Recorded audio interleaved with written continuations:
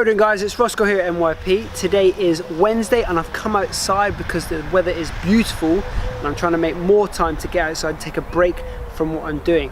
So in keeping with Mental Health Awareness Week, I'm going to give you 5 more tips today on what you can do to cope and what you can do to help with your mental health and what we like to call at NYP, your psychological well-being. So let's dive into 5 bits of advice today.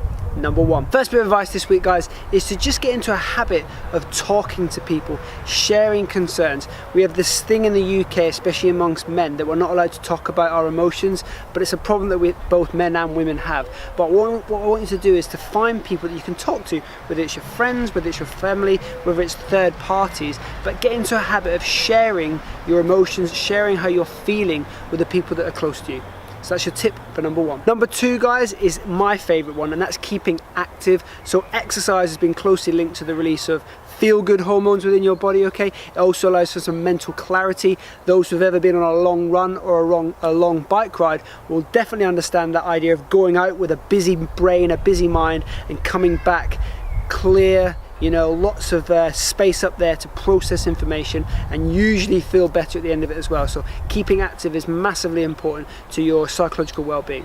Number 3, and this sort of links nicely with number 1, and that's about the communication, but it's about actually setting time out in your week, in your day, to arrange appointments to speak to people, whether it's face-to-face, whether it's online, whether it's dropping each other little notes, but to actually connect on a regular basis. So number 1's all about talking to people, but number 2 is actually about planning time in your week and in your day to connect to people. So whether it's your family, maybe your parents that you don't speak to because they live in another part of the country, or maybe it's a good friend of yours that might need your help, or might be someone you'd like to speak to. Create time, plan for that time, and then execute on that time. Number 4, and this is the biggest one, the most important one, and this is that if you've ever got any concerns, be prepared to ask for help.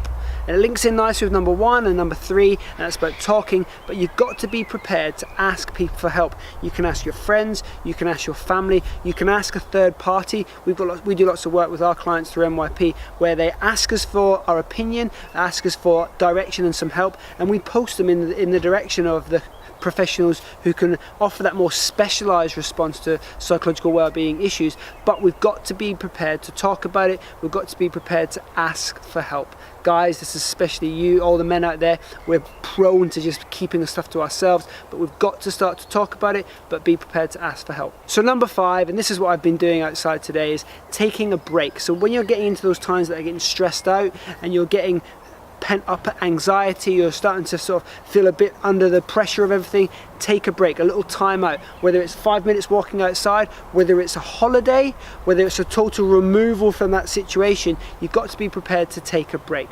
So there's your 5 bits of advice for today, guys. Mental health well-being all week, psychological well-being from NYP. Tonight we're going live on Facebook 7:45. If you've got any more questions, I will see you live over on Facebook tonight. Guys, have an amazing day and I'll speak to you tomorrow. NYP.